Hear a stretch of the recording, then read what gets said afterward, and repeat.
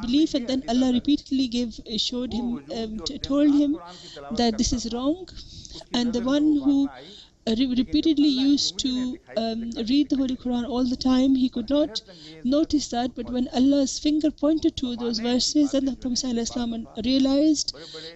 So Huzur is saying that sometimes even the greatest of noble people, they sometimes do not notice something. So it is, you should not think that whatever you can see is correct, what you can see apparently is correct. It may well be that Allah wishes to start a new era of some new form of knowledge, and with His guidance, He wishes to make the research go on such paths which make such incredible truths about Islam apparent to the world. So this is what I wish to bring your attention towards. As we're saying that Hazrat Yahya, John the Baptist, and Sayyid Ahmad Barelvi, let us see the similarity between those two gentlemen. The Prophet ﷺ's sign, a proof is that there is a similarity between the two. If this is proven to be correct, and there is a possibility this may well happen, that Yahya may not have been martyred. If this is proven, and the Prophet ﷺ says that it is not been proven about any prophet for certain that he was killed, so then there is no contradiction. Then there will be a contradiction, and then that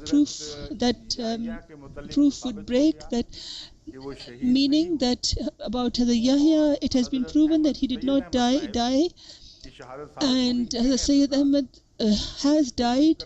So to remove this contradiction, is only saying that I instructed a two-sided research, and because this research is continuing, so it is not correct to say that that I've arrived at a conclusion, or I have a particular point of view.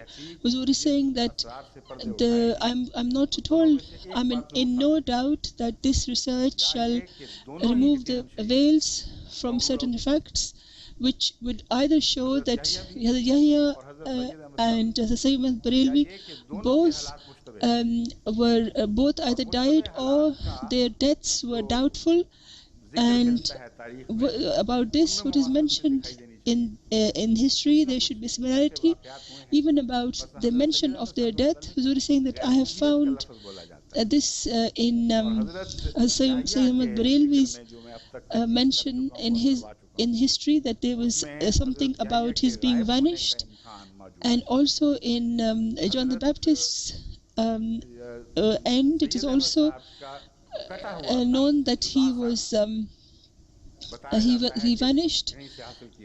About Sayyid Barelvi, it says that his body was found. Sorry, the head was the proof of his death, and the same thing is found about Hazrat Yahya, John the Baptist, that his head was the proof of his demise, and not his body was not presented.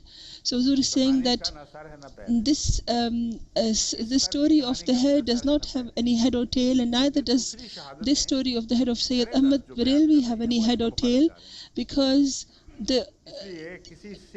Huzur is saying that if a Sikh general took a head and combined it with a body and said that this belongs to Sayyid Ahmad Barelvi, this I cannot accept. As far as the vanishing is concerned, is not some imaginary vanishing. Huzur is saying that there was a gentleman who was his disciple, Sayyid Ahmad Barelvi's Thanwe Sahib. He loved Sayyid Barelvi a lot, and he believed in his vanishing. But this is not the same as that which is found among other people. For example, that is found about Elijah, that he vanished and he was taken to heaven, or when that Jesus was vanished and he went to heaven. This is not the same vanishing. He has said that Sayyid Ahmad Barelvi did not die and he has hidden somewhere, and for a long time he believed in this with such certainty that he said that just as I am certain of my death, In the same way, am I certain of Sayyid Muhammad Barelvi's life, which is a beautiful way of expressing it, because he was a man. His death was certain, but slowly he became despondent because there was lots of lack of communication between them. Then eventually, when there was a lack of communication, then he said that because there has been no communication, so he thought that perhaps I will join among those people who believe that Sayyid Masjid Barelvi has passed away, because I have not been able to communicate with Sayyid Masjid Barelvi in any way in all this time. So after all this time, I have finally been compelled to join in with the other people's belief that Sayyid Masjid Barelvi might have died. But this has to do with the despondency and his not being able to live in that area. This has to do with John the Baptist as well, and this is to do with also with the prophecy of Jesus, that when he said that he would go and to the lost tribes, whereas Sayyid Barelvi went to his home.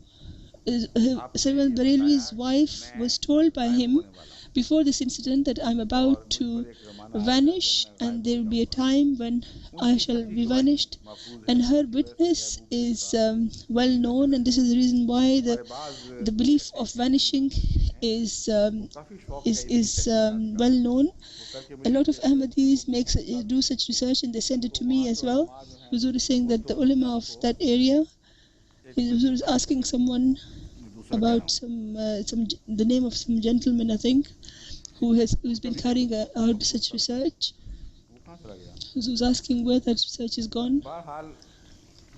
In any case, Huzur is saying that there are some humble people who do not have any pride over their knowledge, but they love research, and because other people don't appreciate what they say, they send it to me, and I read it, and I'm impressed with them, and I'm pleased at their work.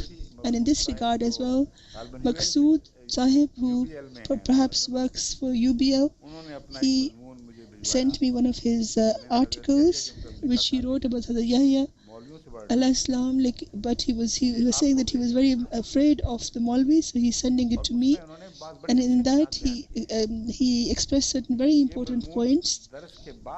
Huzur is saying that I read this after the dars, and I can tell you their points after the dars.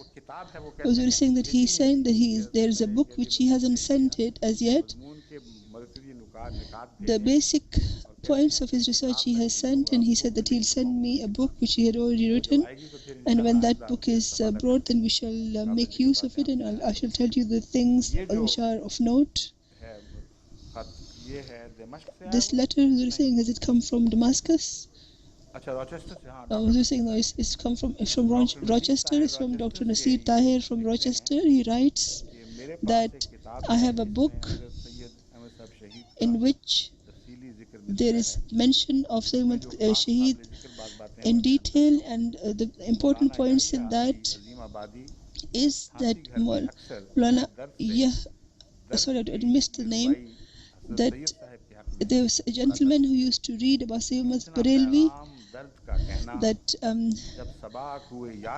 when tell him of my pain, that what day will you come, what night will you come, I have waited for you during the day. Huzur is saying that this poem, this verse I heard from Mia Bashir Ahmed Sahib in the beginning, for the first time, and about the same reference, another gentleman, which reference Huzur is reading, Tarikh Ajiba or something,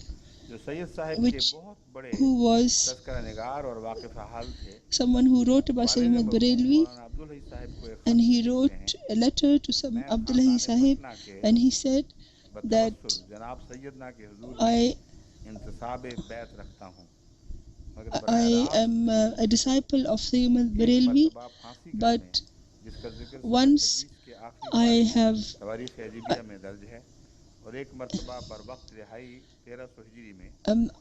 he was reading out the reference that the gentleman is saying where he saw something or where he found something, and he's saying that I believe in the life of Sayyid Barelvi, like I am sure about my death, that my death is going to happen. And this gentleman was able to see Sayyid Barelvi at a certain time, and he died after a few months, and then his son is alive. And after mentioning this, he writes that this is the letter of February 1892,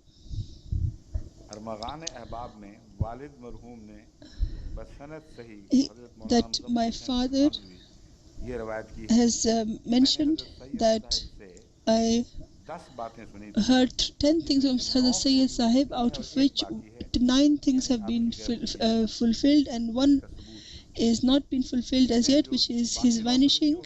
So the 9 things have been fulfilled exactly, but I heard this from Sayyid Sahib that he will vanish at the end.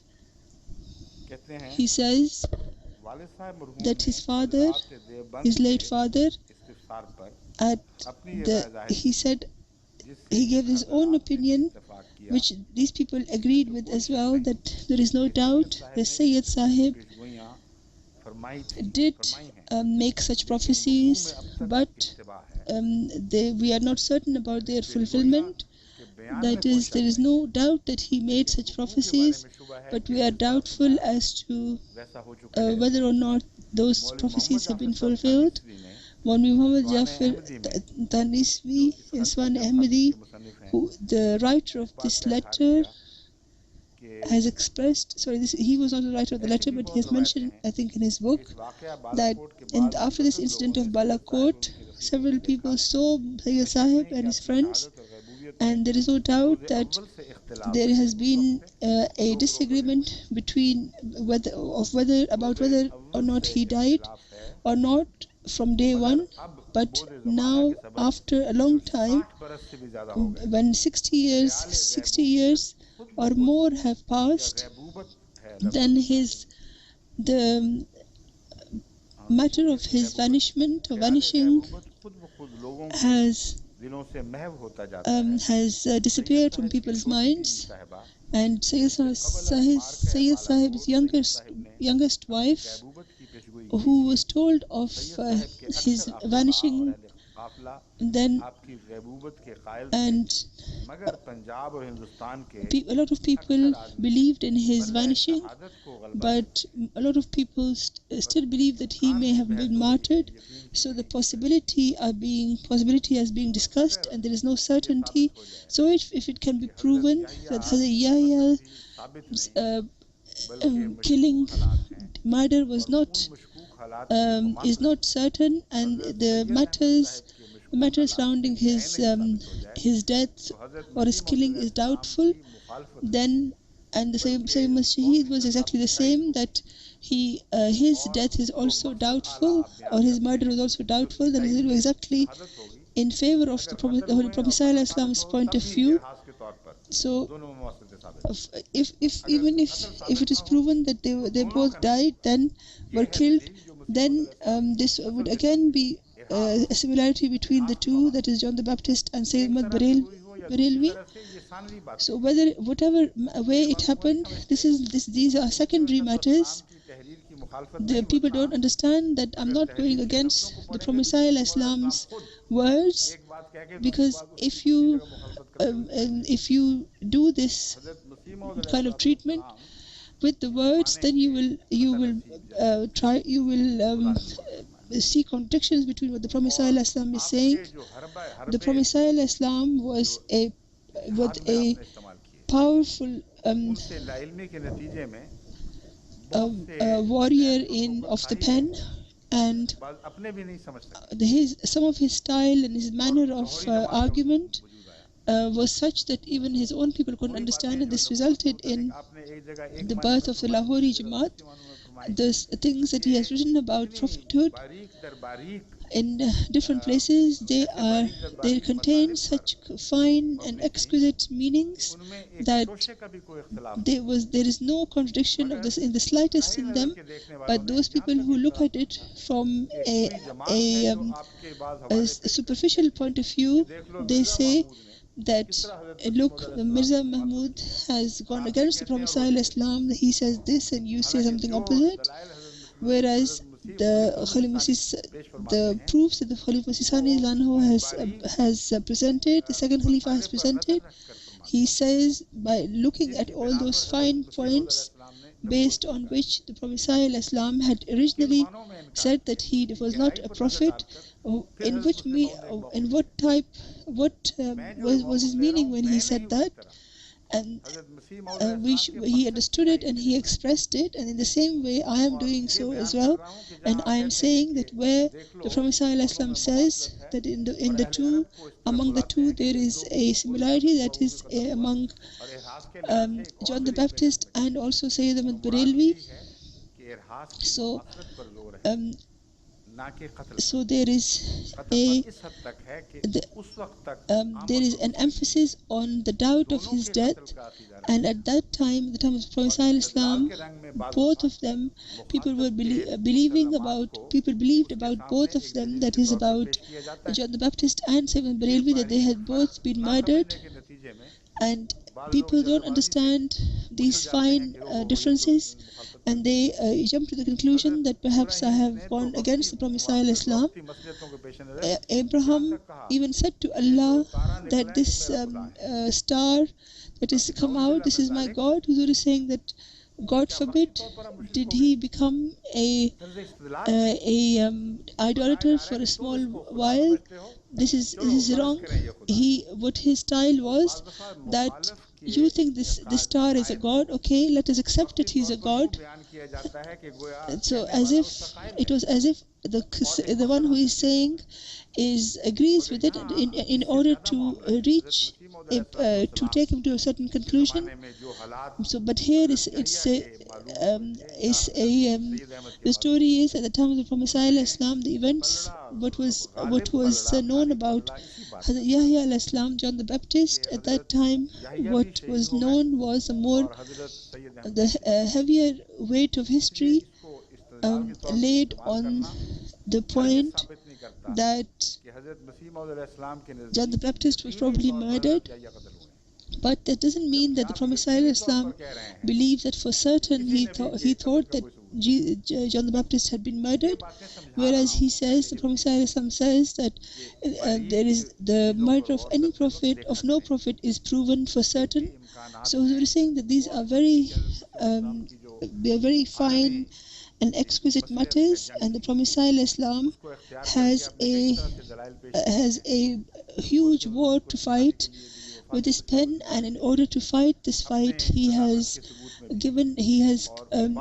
employed many different methods, and some people have been led astray by this, and they have written books on the contradictions in the Prophet ﷺ and so on. Huzur is saying that this is a completely wrong attitude, and the person who has been made as a Khalifa of the Prophet ﷺ, even if he has a lack of knowledge, it will definitely not, it will be impossible for him to say something which goes against the aims of the Prophet ﷺ, and God forbid he is saying these things just to prove that he has a lot of knowledge, or that the Prophet ﷺ was wrong. This is completely false. This is a cursed idea, and this reveals an illness of the heart, and when this illness becomes deeper, it results in a rejection of prophets. And the Holy Prophet Allah says that those people who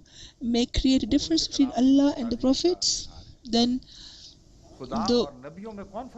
that is completely wrong.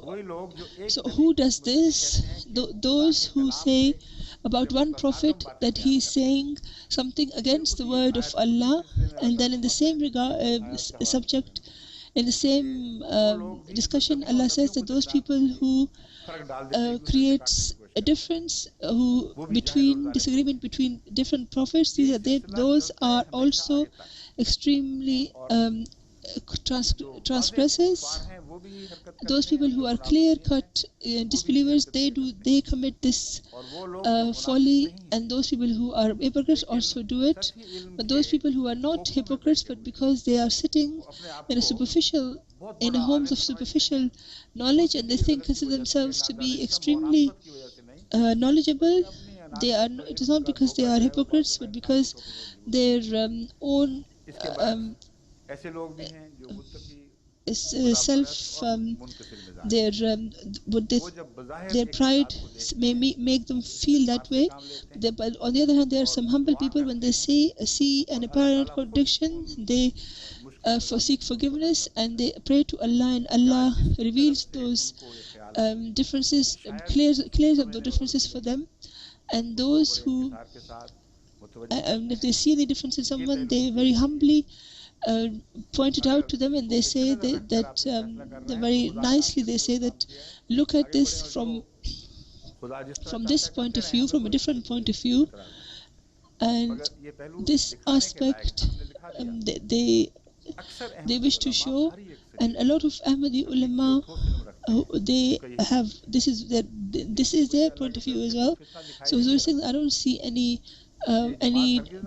problem here. I'm not saying don't worry, there is no difference being made in the Jamaat, but no difference of opinion is being created in the Jamaat, but such differences of opinion has happened in the past. It happened in the time of the second Khalifa and the first Khalifa, that a part of the Jamaat who did this, they were cut off. But some people who were not knowledgeable, who were naive, they were also cut along with them. Huzur is saying that at the time of the Prophet Islam, the second Khalifa, sometimes some people who were of like thoughts, they used to run to each other, and they used to say to each other, look at what he said in the khutbah. The Prophet ﷺ says this, and Muslim is going against it. The history is saying this, and he's saying something else. And in this way, they used to make such differences to bring such differences to the forefront. And people who lived in Qadian are witness to this, and a lot of people were harmed by this. This happened in Rabwa as well, and we saw this in the time of the third Khalifa as well, that when Khalifah Salih who used to say something which was not in agreement with the normal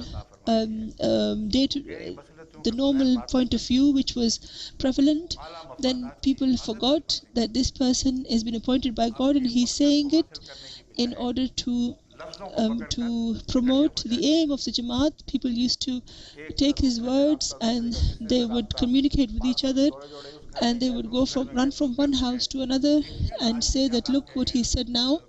Khalifah Salih, on the one hand they would call him Hazrat, and also they would do his bayat, and then they would say look what he said now. So then this results in a hypocrisy, and then it's up to Allah whom he wants to save and whom he wants to cut off. And at that time I remember that at such occasions often I would go and meet Hazrat Maulvi Abdul Atta Sahib, because Maulvi Abdul Atta Sahib,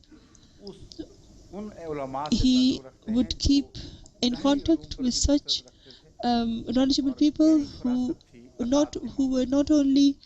knew about apparent knowledge, but they also understood that it is impossible that a caliph should say anything against the aim of the Prophet ﷺ or against the Holy Prophet ﷺ's prophecies or his traditions. So when I used to meet him, and I used to say to him that this is what I think of from this announcement of the promise, the third Khalifa, and because he has said this because he does not want a particular type of type of disorder. And when he spoke about Mujaddidiyat, when he said that Khalifa can be a Mujaddid, he was saying that I would not normally say these things to anyone except when they discussed it with me. But if I wanted to speak about this to anyone, then it was Maulvi Abdul Atta Sahib. And the reason why I wouldn't talk to anyone else was because there were some places where people used to gather and they used to talk about these things, and because of that, instead of the problems being resolved, more differences used to be formed, and there were other places where other poles were being formed. So as far as I was concerned, this was wrong, and I thought that this could damage the Jamaat. And although I do not see such polls being made, but the germs may still be found, and if they are not identified and they are not analyzed on time, then there is always a danger incumbent with them. So these dangers are always usually emanate from such people who have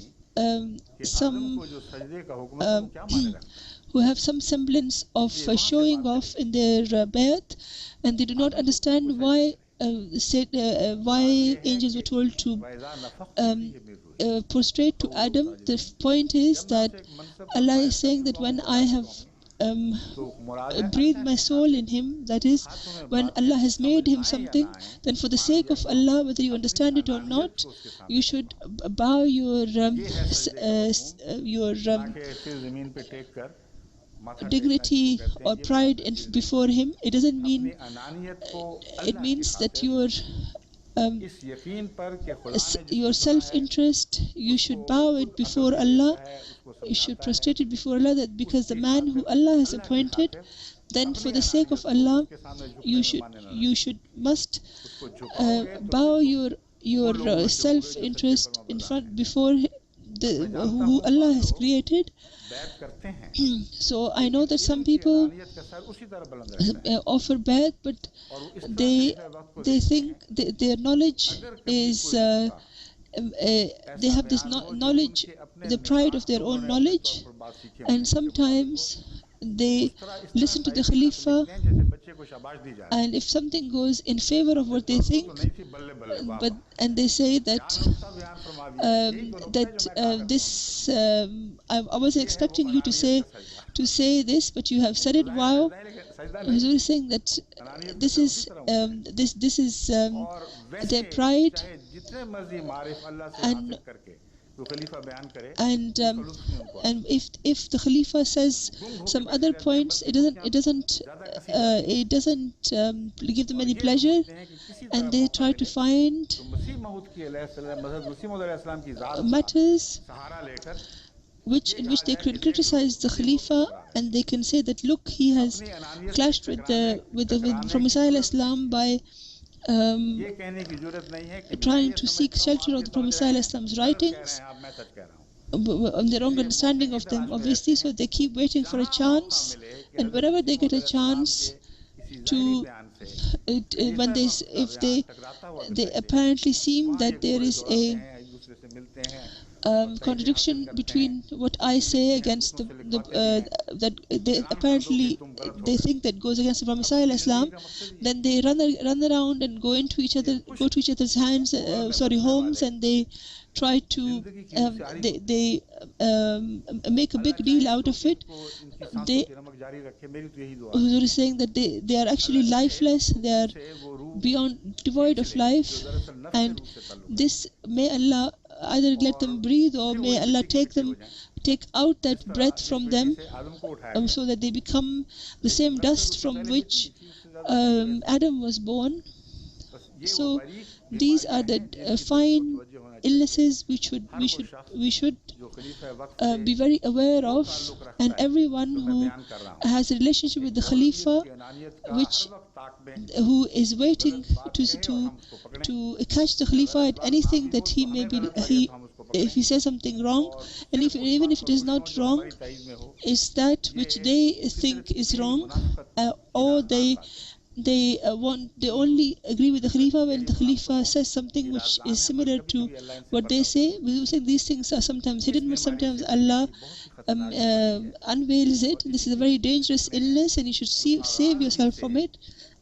And this results in the denial of those people who Allah has created. And the same emotion which caused Satan to deny prostrating to Adam is the same emotion that can still come into force. And in order to prove such contradictions, this is the same similarity which is seen throughout history about Jesus, about the Holy Prophet ﷺ. And a lot of Orientalists continue to say that the Holy Prophet ﷺ's words are in contradiction with the Holy Allah's word, and then they also say a further contradiction, and they say that they try to contradict. They even say that at the time of the Holy Prophet ﷺ, there were contradictions as well. So he was saying that if these things remain within the Jamaat, and then it's like a boil which rises, and then it becomes like pus, and the people around it, they can be infected with the pus as well. So he's saying that we must therefore identify this illness. Huzur is saying, I'm not trying to discourage those people who write, but those people who write, they can judge their own selves if they analyze themselves in this way that I have said. And the Holy Quran is correct when it says, Huzur is saying that what's that verse of Al-Qamazira? Huzur is saying, what Balil Insano? Huzur is saying, I was doubtful about it a bit. Balil Insano ala nafsihi basiratun walau al-Qamazira. It's a very deep point, that no matter how many excuses a man presents and presents it in different decorates in different utensils, if he thinks about it carefully, if he reflects on this carefully, Allah has given people the capacity to look inside in themselves and find the real reason, purpose of their so identify the real purpose of what's in their minds. Huzur is saying that I say to such people that they should seek forgiveness, and they should carry out a self-analysis, and they do not do such self-analysis, and Allah destiny shall make that analysis and will remove them, and no one will be able to stop them. But if the questions are with sincerity and with righteousness, and you understand the person's status, that you have performed the bayat, or to whose hand you have performed the bayat, then it's okay. Huzur is saying that if Allah has taken an ignorant man and he's made him a caliph, then has Allah abandoned him? Has Allah not shown him, not been a helper with him? It is impossible that He's against Allah and the Prophet Islam, and Allah should that if a Khalifa goes against the Prophet Islam, then how can Allah show favor to him or help him? That would mean that Allah is going against the Prophet Islam. So Allah continues His help, and it is not that Allah doesn't care as to how this person acts. The Prophet ﷺ says that presents this in a way that show me who Allah helps in the way that Allah helps me. I was asking what that verse is.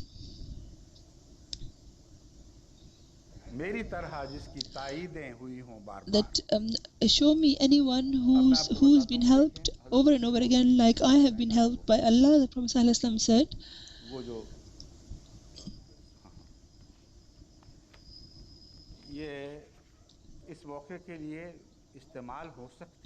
Huzur saying that this is something very good and it could be used. Huzur saying that Abdul Sami Sahib from Rabwa has written about this international dars, and he's shown he has sent a prophecy which goes with what I'm saying, which says that if you have performed bayat at the hand of Khalifa, Allah has appointed him. Whether he is weak, Allah has a sense of honor of his one who is appointed, and Allah will definitely make those people unsuccessful who is against him. So anyone who is who goes against him, he will definitely be uprooted and thrown out. And Huzur saying this, I should tell you as a warning.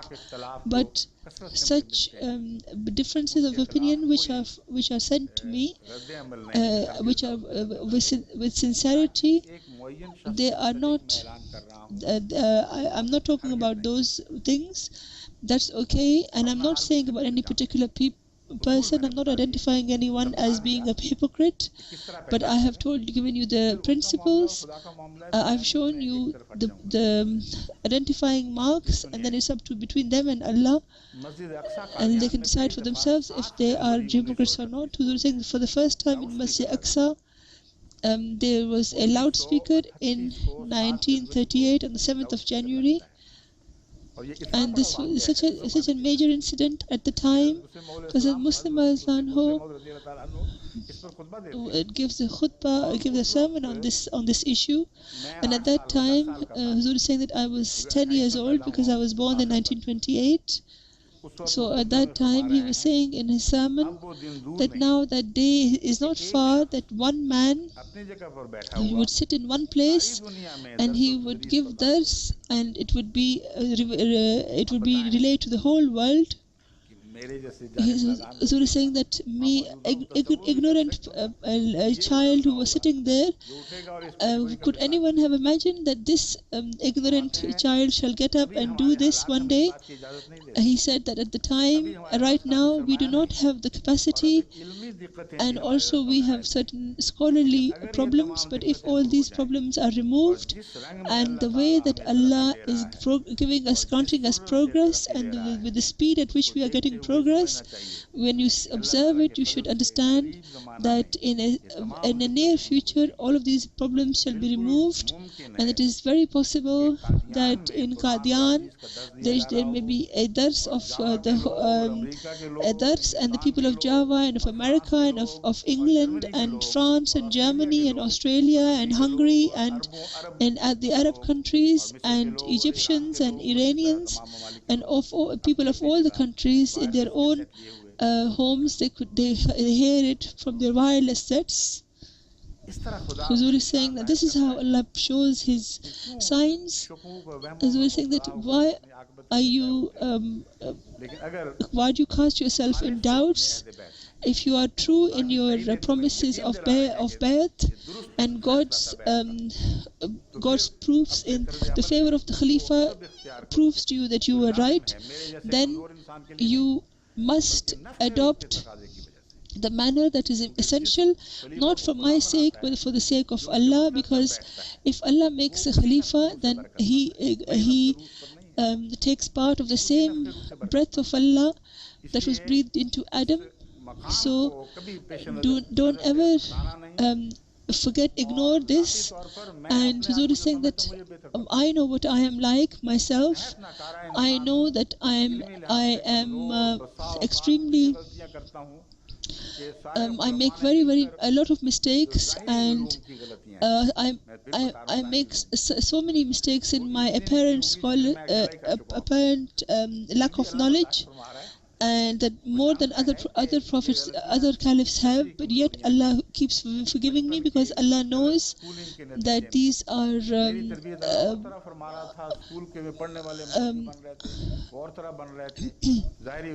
the apparent schooling had some mistakes in it, and Huzur is saying that the apparent scholarliness I was devoid of, I was unable to achieve.